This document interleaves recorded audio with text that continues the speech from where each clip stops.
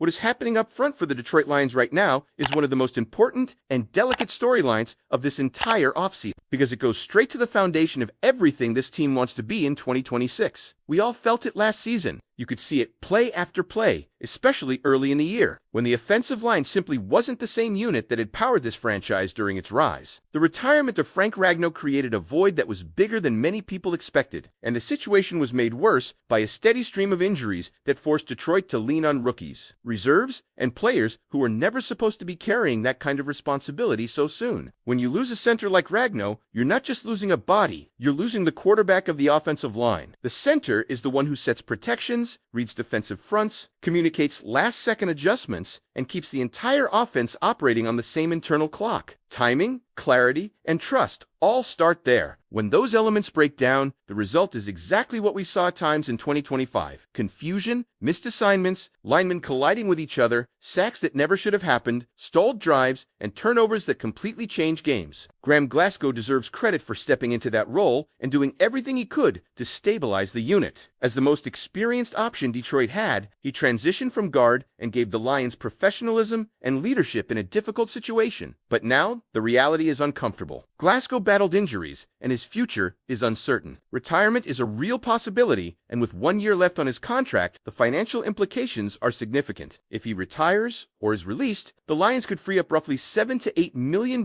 in cap space, which matters a lot for a team already projected to be over the salary cap. So the question becomes unavoidable: who is snapping the ball for the Detroit Lions in 2026? Internally, there are options, but each comes with risk. Tate Ratledge, entering his second season, showed real promise at guard and was Detroit's top-performing rookie, playing all 17 games and earning solid grades across more than 1,000 snaps. He's tough, dependable, and clearly trusted by the coaching staff. The idea of moving him to center isn't crazy, but it's still a projection, and projections are dangerous when you're trying to win now. Then there's Seth McLaughlin, a name that hasn't gotten much attention yet, but could become important. The Lions signed him to a reserve future contract after he spent the entire season on the Bengals practice squad. His college resume is impressive. He won the Remington Trophy as the best center in college football, allowed 0 sacks, and showed strong pass protection and solid run blocking. But his story also includes a ruptured Achilles just before the national championship game, which caused him to miss the game, go undrafted, and take the long road into the league. Betting on him would be betting on health, development, and transition all at once. Looking outside the building doesn't necessarily make things easier. The top free agent centers on the market are simply too expensive for where Detroit sits financially. Tyler Linderbaum is elite, but his price tag would blow a hole in the cap. Cade Mays isn't at that level, and even he's expected to command more than what the Lions can realistically spend. That leaves more affordable veterans like Luke Fortner, a player with size, intelligence, and some intriguing pass-blocking metrics. He's not a finished product, but there's a sense that under Hank Fraley's coaching, his best football could still be ahead of him. The draft, of course, looms over all of this. Brad Holmes has built much of this roster through the draft, and that philosophy won't change. But drafting a starting center and expecting him to be ready on day one is a massive gamble, especially when you consider that Taylor Decker is also contemplating retirement. If both Decker and Glasgow are gone, suddenly Penei Sewell is the only proven veteran left on that line. That's not a situation where you want to throw a rookie into the fire and hope for the best. This is why prospects like Olave Vega-Ione and Jake Slaughter are being studied so closely. Ione projects as a dominant interior presence and could solidify a guard spot immediately, while Slaughter is viewed as the most polished, pure center in the class, praised for consistency, durability, and football IQ. Each path has consequences, and none of them are simple. The Lions know what an elite offensive line can do. We saw it when Detroit led the league in scoring, protected Jared Goff, and created lanes for Jahmyr Gibbs and David Montgomery. Rebuilding that dominance starts right here with decisions that will shape the identity of this offense for years. Given all these variables, how do you think the Lions should handle the center position moving forward? The ripple effects of these offensive line decisions don't exist in a vacuum, and that's what makes this moment so fascinating and, frankly, so tense for Lions fans. While the spotlight is rightfully on the center position and how Brad Holmes plans to stabilize the front, there is a broader sense around the league that Detroit is entering a transitional offseason where tough calls are unavoidable. You can feel it not just in Allen Park, but in conversations happening around the NFL right now. Down in Frisco, where league insiders, scouts, and coaches are gathered, the buzz around former and current Lions figures hasn't slowed down at all. One topic that keeps coming up is Alex Anzalone. After 9 seasons in the league, Anzalone is approaching free agency, and the expectation among people close to the situation is that his time in Detroit is likely coming to an end. His connection with Aaron Glenn runs deep, and with Glenn now leading the New York Jets, the idea of a reunion feels more real than it ever has before. This isn't just about familiarity. The Jets have a clear need at linebacker, and Anzalone brings leadership, physicality, and an edge that Glenn values. At 31 years old, Anzalone isn't thinking about a long rebuild. He's thinking about finishing his career in a situation that makes sense to him, and concerns about Glenn's job security in New York don't appear to be part of that equation. This matters for Detroit because Anzalone has been more than just a name on the depth chart. He's been a tone setter, a communicator, and a stabilizing presence in the middle of the defense. Losing him would mean yet another leadership void to fill, similar to what the offensive line experienced after Frank Ragnow's retirement. When you start stacking these departures together, it becomes clear why this offseason feels heavier than most.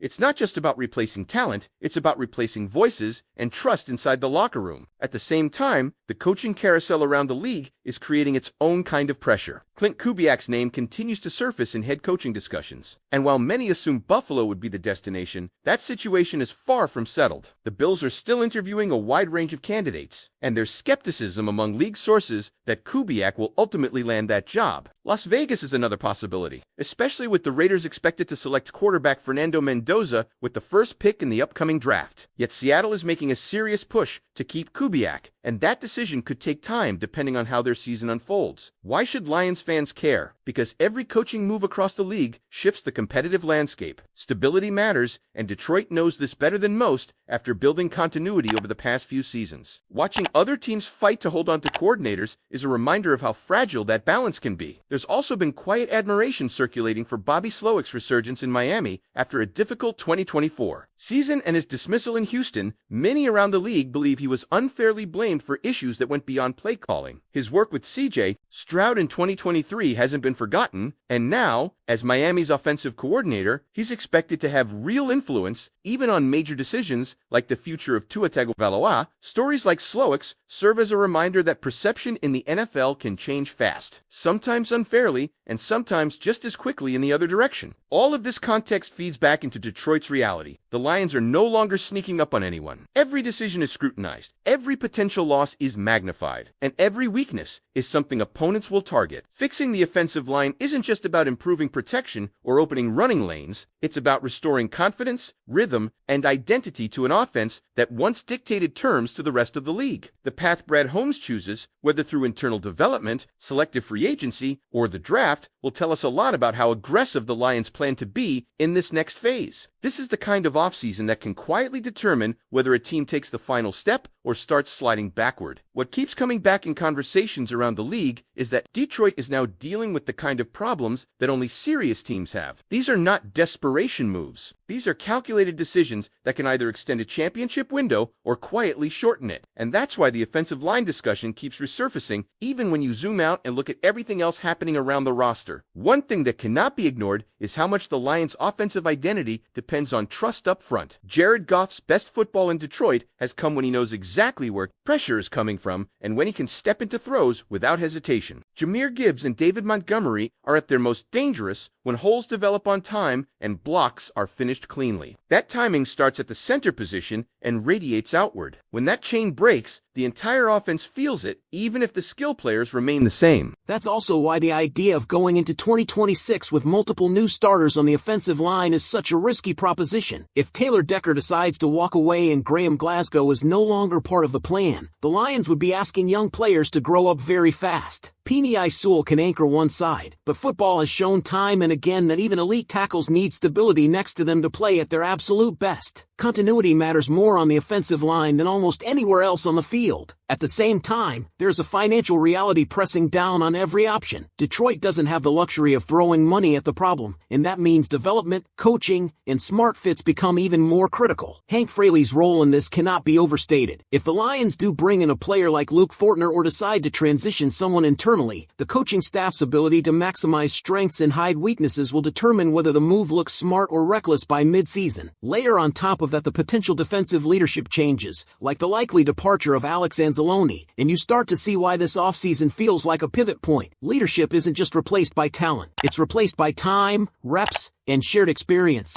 and that can't be rushed. The Lions are balancing the urgency to win now with the discipline that got them here in the first place. This is the tightrope Brad Holmes is walking. Stay too conservative, and you risk wasting a roster that's ready to compete. Push too hard, and you risk destabilizing the very structure that made Detroit dangerous. The offensive line sits right at the center of that tension, both literally and figuratively. As this offseason unfolds, every rumor, every signing, and every draft pick will be viewed through that lens. Is this move making the Lions more stable, or just more interesting? Is it building towards sustained success, or chasing a short-term fix? Another layer to this that Lions fans shouldn't overlook is how the rest of the NFC is watching Detroit right now. The Lions are no longer being evaluated as a feel-good story or a young team ahead of schedule. They're being studied as a legitimate contender, and that changes how opponents prepare and how front offices across the league react to Detroit's moves. Weaknesses are no longer theoretical. They're targets. That's why the center position, in particular, has become such a focal point internally. Defenses attack the middle. They disguise pressure, shift late, and try to create hesitation right where communication matters most. When the Lions' offensive line was at its peak, those tactics didn't work. Protections were clean, adjustments were quick, and the offense stayed on schedule. When that slipped, even slightly, the margin for error disappeared. Third downs became longer. Drives stalled. The offense had to fight harder for every point. This is also where the front office's long-term philosophy is being tested. Brad Holmes has earned trust by building through the draft and developing players the right way. But every philosophy eventually faces a moment where flexibility is required. The question isn't whether the Lions believe in their process. The question is whether they believe the current roster timeline demands a deviation from it. Do you accept short-term financial discomfort to stabilize a critical position, or do you double down on development and trust that coaching can close the gap fast enough? You can sense that this debate is active inside the building. Nothing about the situation suggests a rushed or careless approach, but there's also no hiding from the urgency. Players like Jared Goff, Taylor Decker, and Alex Anzalone are not at the beginning of their careers. The window is real, and everyone in that locker room knows it. Moves made this offseason won't just impact the depth chart. They'll send a message about how aggressively the organization intends to pursue a championship right now. There's also the psychological side of this that rarely gets talked about. Offensive linemen play better when they trust the man next to them. Defenders play faster when they trust the linebacker making the calls. When leadership roles turn over too quickly, that trust has to be rebuilt from scratch. That process takes time, and time is the one thing a contender never feels like it has enough of.